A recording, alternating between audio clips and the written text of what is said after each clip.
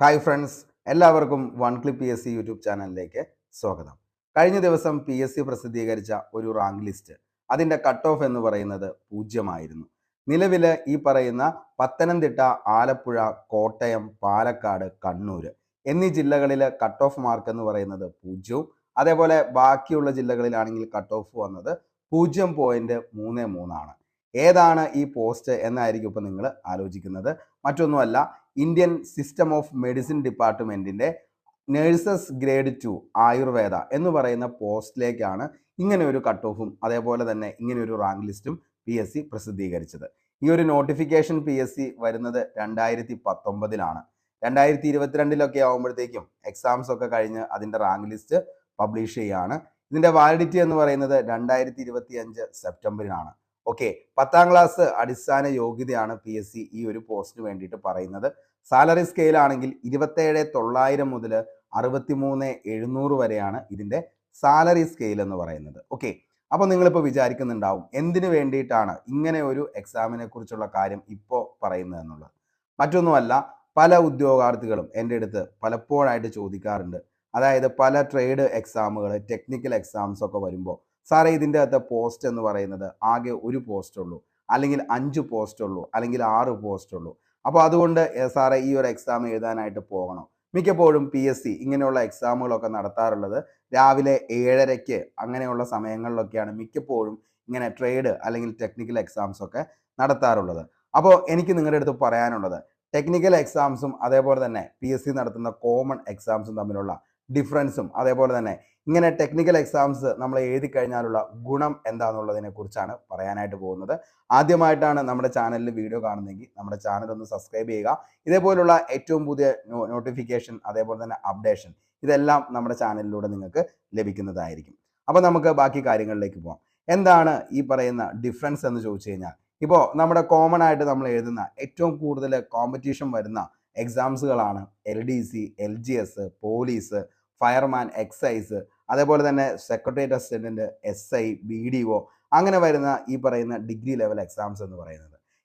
എല്ലാവരും തന്നെ അറിയാറുണ്ട്, നോട്ടിഫിക്കേഷൻ വരുന്നതിന് ഒരു 5 മാസം മുമ്പേ മുതൽ ഇതിൻ്റെ നോട്ടിഫിക്കേഷൻ വരാറായി, എല്ലാവരും അപ്ലൈ ചെയ്യണം. ഇതിൻ്റെ സിലബസ് ഇങ്ങനെയായിരിക്കും, കഴിഞ്ഞ വർഷത്തെ കട്ട് ഓഫ് ഇങ്ങനെയാണ്, അതേപോലെ കഴിഞ്ഞ വർഷത്തെ പ്രീവിയസ് ഇയർ ക്വസ്റ്റ്യൻ പേപ്പർ ഇങ്ങനെയാണ്, കഴിഞ്ഞ വർഷം ഏറ്റവും കൂടുതൽ നിലവിൽ ഉദ്യോഗാർത്ഥികൾ പഠിച്ച് ജയിച്ച ആളുകളുടെ അഭിമുഖങ്ങൾ ഉണ്ടാവും, അതേപോലെ തന്നെ അവരെങ്ങനെയാണ് ഈ ഒരു എക്സാമിന് വേണ്ടി പ്രിപ്പയർ ചെയ്തത്, അങ്ങനെയുള്ള ഇഷ്ടംപോലെ കാര്യങ്ങൾ എല്ലാം ഇതിൻ്റെ അകത്ത് നിലവിൽ ഇപ്പോൾ യൂട്യൂബിലാണെങ്കിലും അല്ലാതെ തൊഴിൽ വാർത്ത, തൊഴിൽ വീതി പ്രസിദ്ധീകരണങ്ങളിലൊക്കെ ഒരു 1 മന്ത് മുന്നേ ഉറപ്പായിട്ടും എന്ത് ചെയ്യും, ഇതിനെക്കുറിച്ചുള്ള എല്ലാവിധ അഡ്വർടൈസ്മെന്റ് ഒക്കെ നമുക്ക് കാണാനായിട്ട് പറ്റും.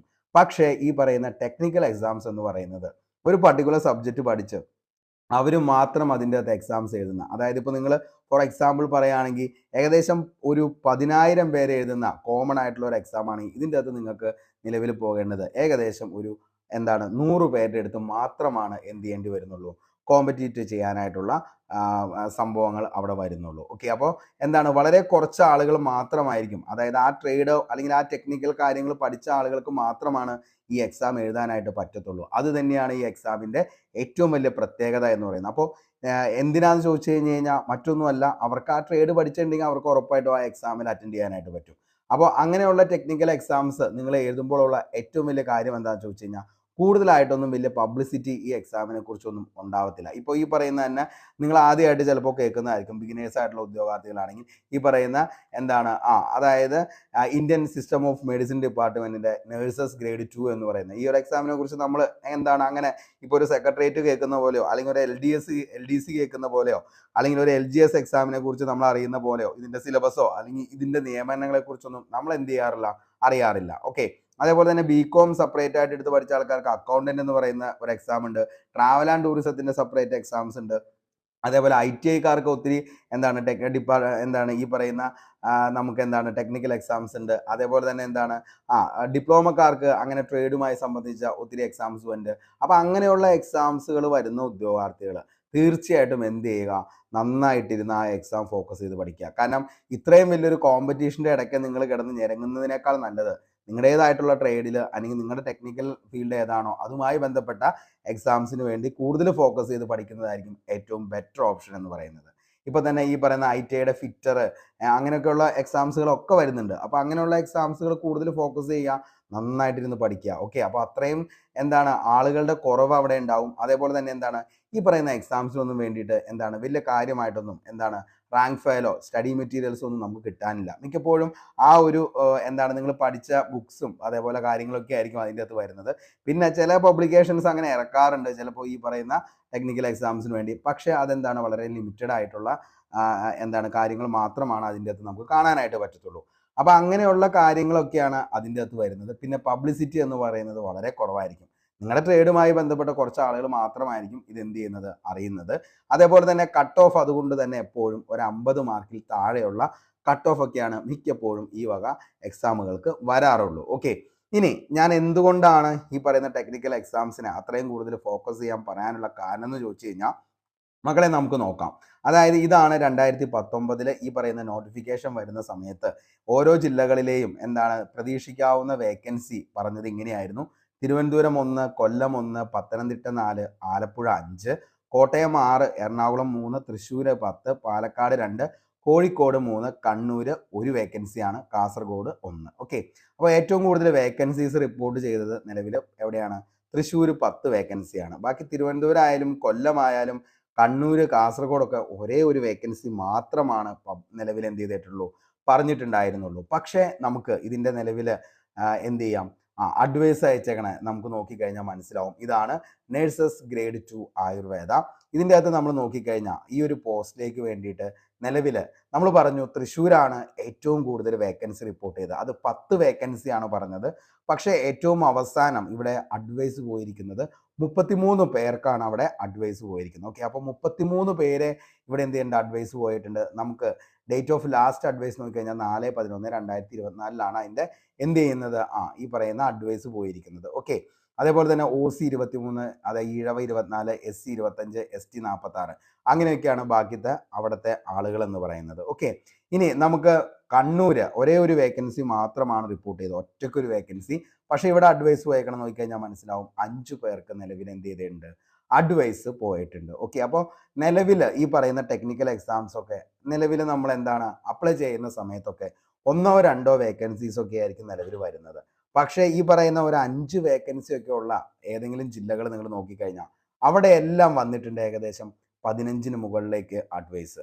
പക്ഷേ ഈ പറയുന്ന 10 വേക്കൻസി ഉള്ളിടത്തൊക്കെ എന്താണ് 30-ന് മുകളിലേക്കുള്ള അഡ്വൈസും അവിടെ പോയിട്ടുണ്ട്. അപ്പോൾ ഈ പറയുന്ന എന്താണ് ട്രേഡ് ടെക്നിക്കൽ എക്സാംസ് നിങ്ങൾക്ക് എഴുതാൻ പറ്റുന്ന ഉദ്യോഗാർത്ഥിയാണെങ്കിൽ തീർച്ചയായിട്ടും അങ്ങനെയുള്ള എക്സാംസ് ഒരെണ്ണം പോലും നിങ്ങൾ എന്ത് ചെയ്യരുത്, വിട്ടുകളയരുത്. ഓക്കെ, കാരണം നിങ്ങൾക്ക് അത്രത്തോളം ഉപകാരപ്രദമാണ് എന്തെന്ന് പറയുന്നത് ഇങ്ങനെയുള്ള എക്സാംസ് എന്ന് പറഞ്ഞാൽ. കാരണം കോമ്പറ്റീഷൻ എന്ന് പറയുന്നത് നിങ്ങൾക്ക് പകുതി കോമ്പറ്റീഷനെ അവിടെ നിങ്ങൾക്ക് വരുന്നുള്ളൂ. പകുതി പോലും ഇല്ല, ഒരു 25%, 100-ലൊരു 25% മാത്രമാണ് കോമ്പറ്റീഷൻ അവിടെ വരുന്നുള്ളൂ. അപ്പോൾ എപ്പോഴും നിങ്ങൾക്ക് ബെറ്റർ ഓപ്ഷൻ എന്ന് പറയുന്നത് ട്രേഡ് ടെക്നിക്കലുള്ള ആളുകളാണെങ്കിൽ ആ ഒരു എക്സാം കൂടുതൽ ഫോക്കസ് ചെയ്യാം.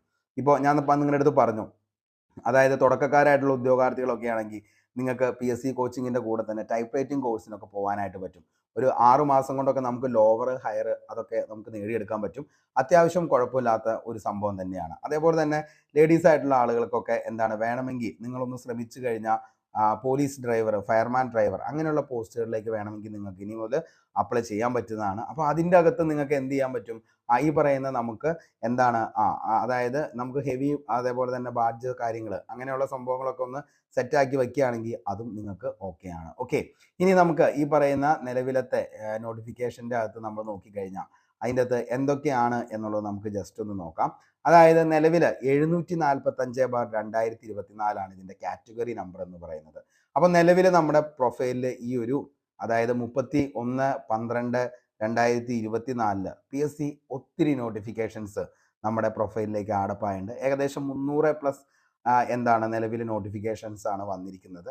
അപ്പോൾ അതിൻ്റെ അകത്താണ് ഈ പറയുന്ന അതായത് വകുപ്പ് ഇന്ത്യൻ സിസ്റ്റം ഓഫ് മെഡിസിൻ, ഉദ്യോഗ പേരാണ് നേഴ്സസ് ഗ്രേഡ് 2 ആയുർവേദ, ശമ്പളം 27,900 to 63,700, ഒഴിവുകൾ ജില്ലാടിസ്ഥാനത്തിലാണ്. നിലവിൽ ഇപ്പോൾ പ്രതീക്ഷിക്കാവുന്ന ഒഴിവുകൾ പറഞ്ഞിരിക്കുന്ന മലപ്പുറത്ത് മാത്രം 2 എണ്ണം ഉള്ളൂ, ബാക്കിയൊന്നും നിലവിൽ പറഞ്ഞിട്ടില്ല. പക്ഷേ വരുന്ന ദിവസങ്ങളിൽ നമുക്ക് എന്തായാലും എന്ത് ചെയ്യാം, ഇപ്പോൾ ഈ കഴിഞ്ഞ ഒരു ലിസ്റ്റ് എടുത്ത് നോക്കുന്ന സമയത്ത് വന്ന പോലെ തന്നെ എല്ലായിടത്തും നിങ്ങൾക്ക് ഒരു 5 അല്ലെങ്കിൽ 10, 15 വരെയും പ്രതീക്ഷിക്കാവുന്നതാണ് ഓരോ ജില്ലകളിലും. ഇനി ഈ പറയുന്നതിൻ്റെ നിയമന രീതി നേരിട്ടുള്ള നിയമനമാണ്. പ്രായപരിധി ആണെങ്കിൽ 18 to 36 ആണ് വരുന്നത്. അതേപോലെ തന്നെ നിലവിൽ ഈ പറയുന്നതിൻ്റെ യോഗ്യത എന്ന് പറയുന്നത് SSLC അല്ലെങ്കിൽ തത്തുല്യ യോഗ്യതയാണ്.